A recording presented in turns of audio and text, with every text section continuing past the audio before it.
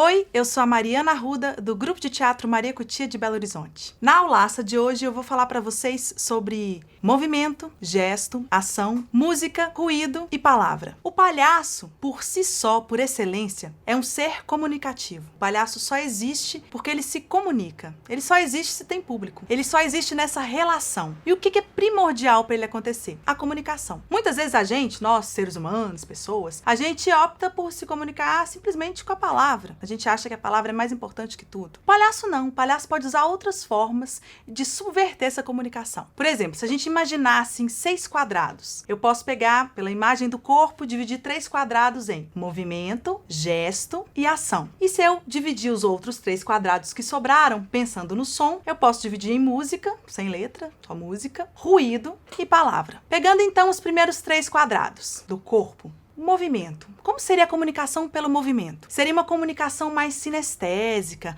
uma comunicação que não passa diretamente por algo significante, mas pelo sensorial. A dança contemporânea, a dança de uma forma geral, por exemplo, usa muito a comunicação do movimento, da sinestesia. Eu vejo um espetáculo de dança e aquele movimento me passa liberdade, ou aquele movimento me passa prisão, aquele movimento, aqueles 2 bailarinos me passam amor. O teatro também faz isso. O palhaço também faz isso. O palhaço também pode se comunicar pelo movimento. Um bom exemplo para se usar movimentos. Eu posso fazer elementos da natureza. Meu corpo, com movimento, eu posso representar o mar, eu posso representar o sol escaldante, eu posso representar uma montanha, eu posso representar o vento. Com o movimento, eu posso representar o amor, eu posso representar a liberdade, enfim. O movimento é um princípio corporal que também tem um alto poder de comunicação, pensando muito nessa sinestesia. O segundo quadrado, que a gente vai falar um pouquinho, é o quadrado do gesto. O gesto, por definição, ele é feito com as extremidades do corpo, com as mãos e com o rosto. O gesto, ele não envolve o corpo todo, não envolve a coluna, ele é como se fosse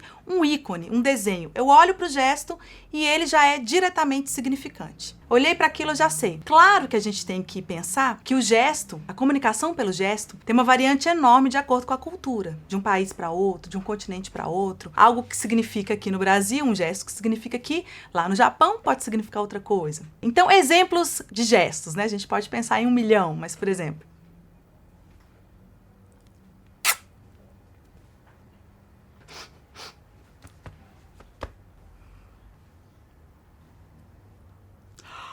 sempre são criações feitas com as extremidades e com o uso forte do rosto, na maior parte das vezes. Essa variação, de acordo com a cultura, por exemplo, no Brasil, se eu faço eu, o gesto do eu pode ser assim. No Japão, um clássico gesto para falar eu é apontar para o próprio nariz. Uma forma linda para o palhaço dizer eu, né?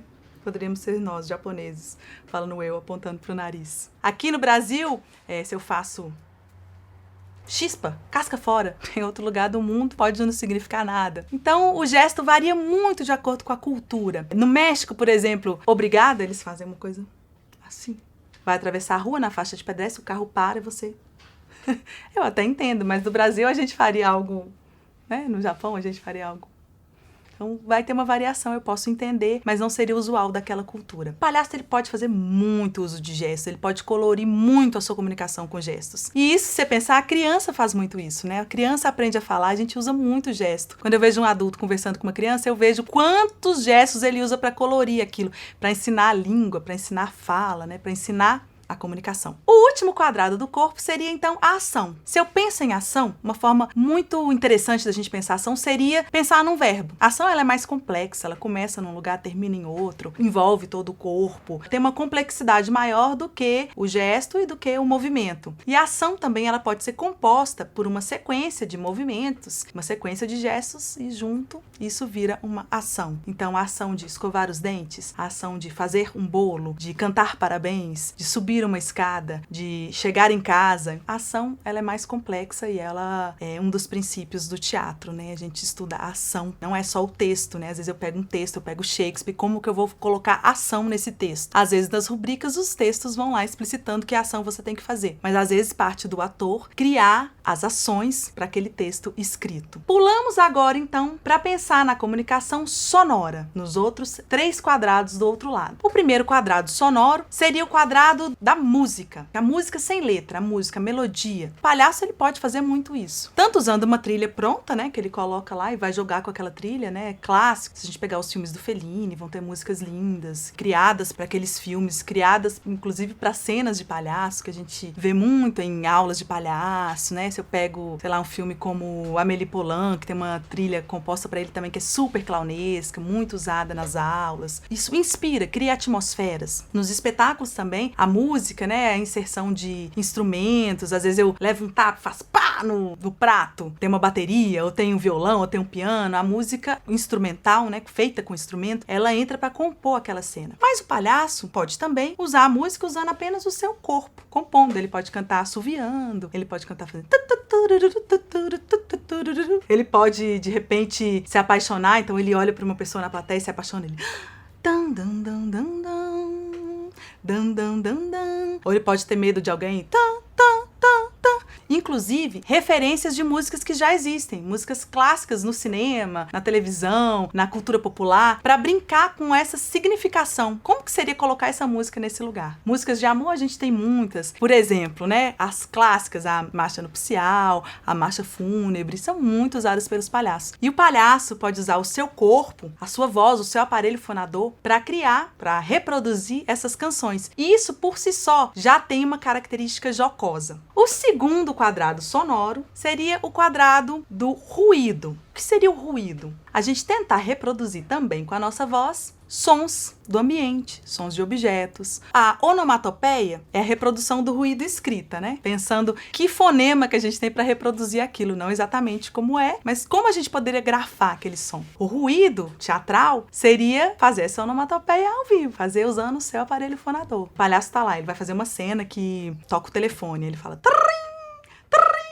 Aí ele faz com a boca. Ou ele vai bater numa porta, ele toque, toque, toque, toque, toque, toque. Ou o coração dele, tum, tum, tum, tum. Ele quer bater álcool na mão, ele fala tss, tss, tss. Ou ele vai bater um bom ar no ambiente, ele tss. Ou ele pode fazer uma pichação, tss. Desenhos que a gente pode complementar com gestos, movimentos e ações para esse tipo de ruído, né? O tss pode significar tanta coisa. Pode ter uma campainha, ding-dong. Ele pode fazer ruídos de sons de animais, quá, quá, quá, de passarinhos.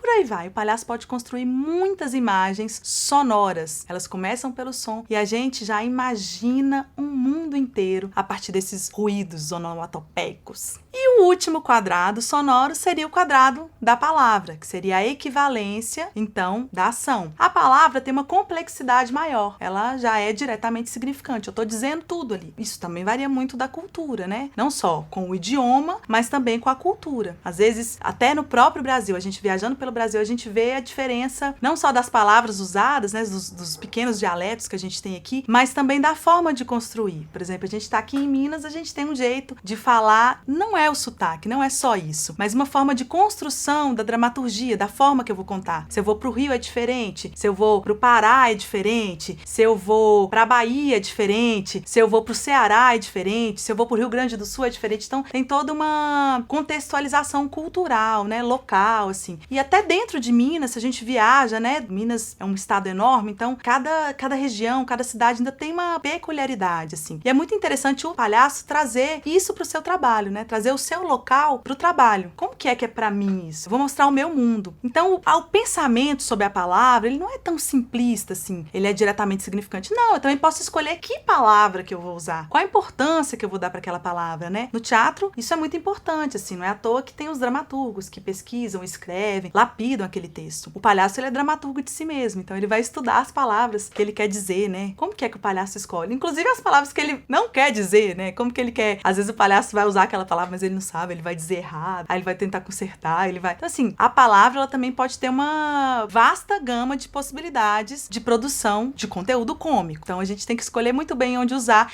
enfim, e não ficar só usando a palavra. Eu não preciso fazer um espetáculo, fazer uma cena, fazer uma improvisação e centrar tudo na palavra. Essa aula é para falar um pouquinho disso. Como que o palhaço pode fazer uso dessas vastas possibilidades de comunicação para construir seus números e suas cenas cômicas. Como que ele vai transformar algo que ele quer dizer em cômico usando estratégias extracotidianas, estratégias subversivas, estratégias excêntricas, porque o palhaço é isso. Ele não vai contar uma história de uma forma qualquer. Ele vai contar da sua forma particular, única e intransferível. E é exatamente daí que vem o riso. Você pensar na sua família, sempre tem um tio, a sua mãe, o seu irmão fala: ai, fulano, tudo que ele conta é engraçado. O jeito que ele conta é engraçado. E é exatamente em busca desse jeito que a gente faz aula, que a gente pesquisa tanto. E mal sabe a gente que a gente já nasce com esse jeito. O problema é que a gente fica querendo mudar ele. Então eu vou potencializar esse jeito que é meu. Faz isso, repara. Repara que ruído, que movimento, que gesto, que música que perambula na sua cabeça quando passa uma cena, que palavra e que ação. E use e abuse disso para contar suas histórias de palhaço.